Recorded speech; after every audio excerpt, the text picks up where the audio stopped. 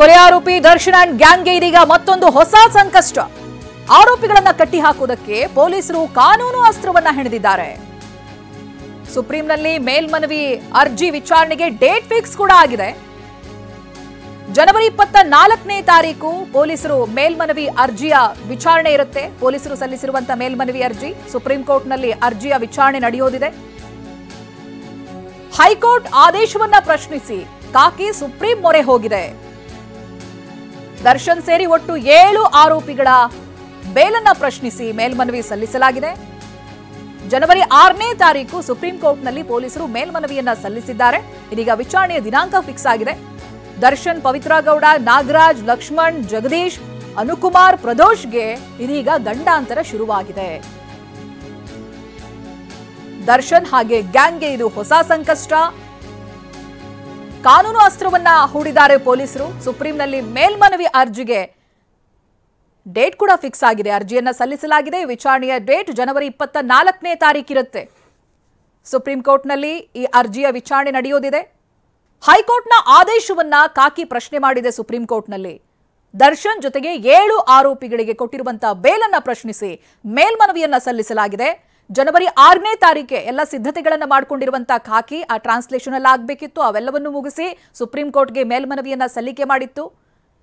ಇದೀಗ ವಿಚಾರಣೆಯ ದಿನಾಂಕ ಕೂಡ ನಿಗದಿಯಾಗಿದೆ. ದರ್ಶನ್, ಪವಿತ್ರ ಗೌಡ, ನಾಗರಾಜ್, ಲಕ್ಷ್ಮಣ್, ಜಗದೀಶ್, ಅನುಕುಮಾರ್, ಪ್ರದೋಷ್ ಇಷ್ಟೂ ಜನರಿಗೆ ರೆಗ್ಯುಲರ್ ಬೇಲ್ ಸಿಕ್ಕಿತ್ತು. ಹೈಕೋರ್ಟ್ ಬೇಲನ್ನ ಕೊಟ್ಟಿತ್ತು. ಇದನ್ನೇ ಪ್ರಶ್ನೆ ಮಾಡಿ ಕಾಕಿ ಸುಪ್ರೀಂ ಕೋರ್ಟ್ನಲ್ಲಿ ಚಾಲೆಂಜ್ ಮಾಡಿದೆ. ಇದಾದ ನಂತರ ಆಗಿರುವಂತಹ ಬೆಳವಣಿಗೆ ನೋಡಬಹುದು ನೀವು. ಹೈಕೋರ್ಟ್ 7 ಆರೋಪಿಗಳಿಗೆ ಜಾಮೀನು ಕೊಟ್ಟ ನಂತರದಲ್ಲಿ FSL ರಿಪೋರ್ಟ್ ಕೂಡ ಬಂದಿತ್ತು. ಅದರಲ್ಲಿ ಕೆಲವೊಂದಷ್ಟು ಸಾಕ್ಷ್ಯಾಧಾರಗಳು ಕೂಡ ಸಿಕ್ಕಿತ್ತು. ಇವೆಲ್ಲವನ್ನು ಕೂಡ ಸುಪ್ರೀಂ ಕೋರ್ಟ್ಗೆ ಸಲ್ಲಿಕೆ ಮಾಡಿದ್ದಾರೆ ಕಾಕಿ. ಈ ಬಗ್ಗೆ ಡೀಟೇಲ್ಸ್ ಅನ್ನ ಪಡೆದುಕೊಳ್ತಾ ಹೋಗ್ತೀನಿ. ಪ್ರತಿನಿಧಿ ರಾಜಪ್ಪ ಲೈವ್ ನಲ್ಲಿ ಜಾಯ್ನ್ ಆಗ್ತಾ ಇದ್ದಾರೆ. ರಾಜಪ್ಪ, ಇದೀಗ 7 ಜನರಿಗೆ ಇದು ಹೊಸ ಸಂಕಷ್ಟ. ಇದಾಗಲೇ ತಯಾರಿಯಲ್ಲಿದ್ದಂತ ಕಾಕಿ ಅರ್ಜಿಯನ್ನ ಸಲ್ಲಿಸಿಯೂ ಆಗಿತ್ತು. ಇದೀಗ ವಿಚಾರಣೆಯ ಡೇಟ್ ಕೂಡ ಫಿಕ್ಸ್ ಆಗಿದೆ. ಮುಂದಿನ ಬೆಳವಣಿಗೆ ಯಾವ ರೀತಿ ಆಗಿರುತ್ತೆ ರಾಜಪ್ಪ?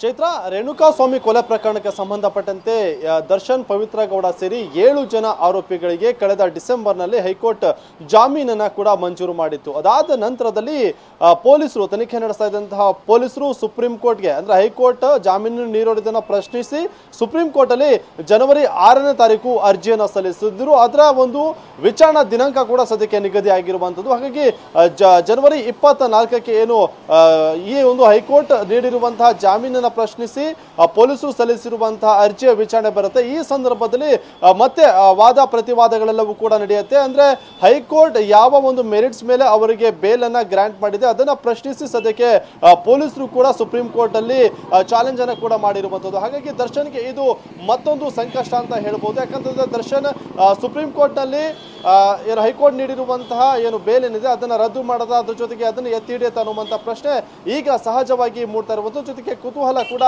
ಕೆರಳಿಸ್ತಾ ಇದೆ. ಅಂದ್ರೆ ಸುಪ್ರೀಂ ಕೋರ್ಟ್ಗೆ ಅರ್ಜಿಯನ್ನ ಯಾವಾಗ ಸಲ್ಲಿಸ್ತಾರೆ ಅನ್ನುವಂತ ಪ್ರಶ್ನೆ ಸಹಜವಾಗಿ ಮೂಡ್ತಾ ಇತ್ತು. ಯಾಕಂತಂದ್ರೆ ಇಲ್ಲಿ ಕನ್ನಡದಲ್ಲಿ ಇದ್ದಂತಹ ಒಂದಿಷ್ಟು ಚಾರ್ಜ್ ಶೀಟ್ ನ ಪ್ರತಿ ಏನಿದೆ ಅದೆಲ್ಲವನ್ನ ಕೂಡ ಇಂಗ್ಲಿಷ್ ಅಲ್ಲಿ ತರ್ಜುಮೆ ಮಾಡಬೇಕಾಗಿತ್ತು. ಜೊತೆಗೆ ತರ್ಜುಮೆ ಮಾಡಿ ಅದಾದ ನಂತರದಲ್ಲಿ ಅದನ್ನ ಸಲ್ಲಿಕೆ ಕೂಡ ಈಗ ಮಾಡಿರುವಂತದ್ದು. ಹಾಗಾಗಿ 24ನೇ ತಾರೀಕಿಂದ ಸುಪ್ರೀಂ ಕೋರ್ಟ್ ಅಲ್ಲಿ ಅದರ ಹಿಯರಿಂಗ್ ಕೂಡ ಸ್ಟಾರ್ಟ್ ಆಗುತ್ತೆ. ಅಲ್ಲಿ ಯಾವೆಲ್ಲ ಬೆಳವಣಿಗೆಗಳಾಗತ್ತೆ ಅನ್ನುವಂಥದ್ದನ್ನ ಮುಂದಿನ ದಿನಗಳಲ್ಲಿ ಕಾದ್ ನೋಡ್ಬೇಕಾಗತ್ತೆ. Chaitra, okay, thank you Rajappa ಮಾಹಿತಿಗಾಗಿ.